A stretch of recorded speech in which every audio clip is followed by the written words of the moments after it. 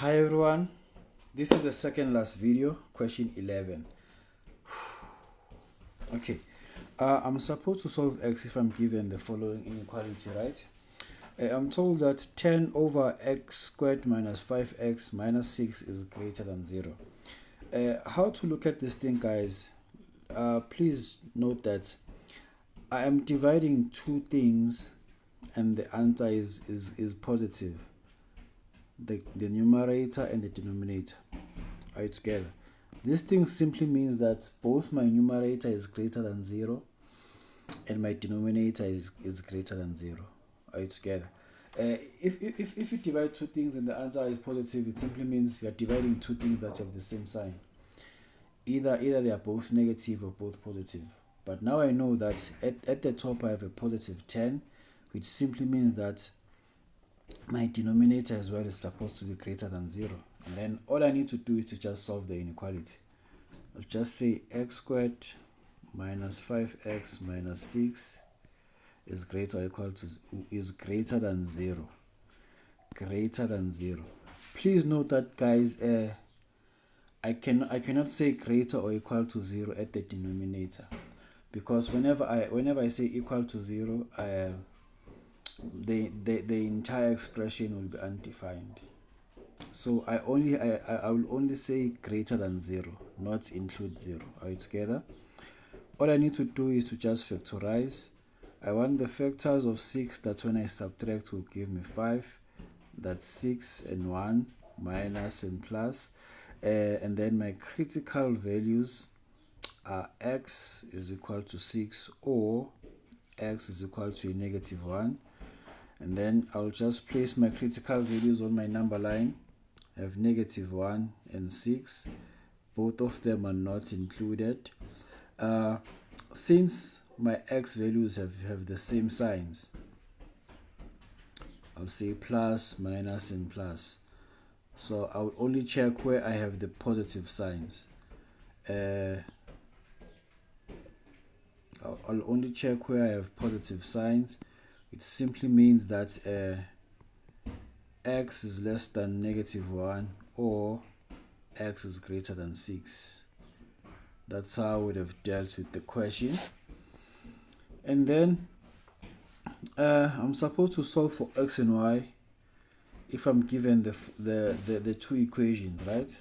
I'm told that the square root of 2x plus 1 minus 2 is equal to 2y, right?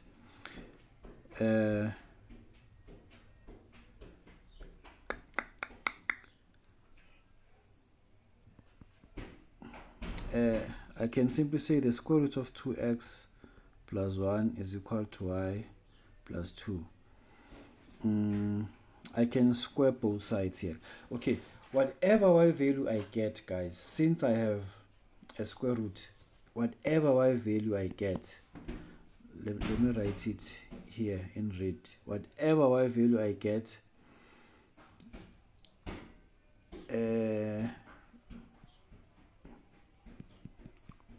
it has to be greater or equal to negative 2. If I'll find a y value which is not greater or equal to negative 2, that will be not applicable. Okay, I'll just need to square both sides. I'll have 2x plus 1 is equal to y squared plus 4y plus 4, right?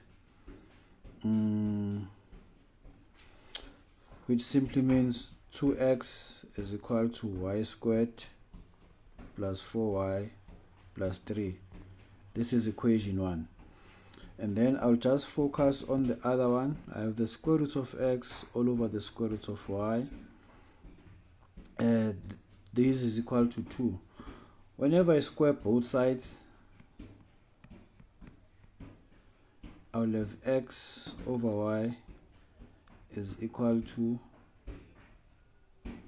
x over y is equal to 4. And then x is equal to 4y. This is equation 2. The second equation, guys, it kind of nullifies my restriction. Since I have x squared, the square root of x and the square root of y, it simply means that both x and y, the restriction, x should be greater or equal to 0, and then y should be just greater than 0. Y should be just greater than 0. If I don't find x and y that do not satisfy this restriction, then I don't have solutions. What do I need to do here? Sub 2 in equation 1. Whenever I see x, I'll just substitute for y, right? I'll have 8 2 multiplied by 4y is equal to y squared plus 4y plus 3. Then 8y is equal to y squared plus 4y plus 3. Then whenever I put everything to be in standard form, I'll have y squared minus 4y plus 3 is 0. I want the factors of 3, that's when I add will give me 4 rather. Y 3 and 1 minus y is 3 or y is 1.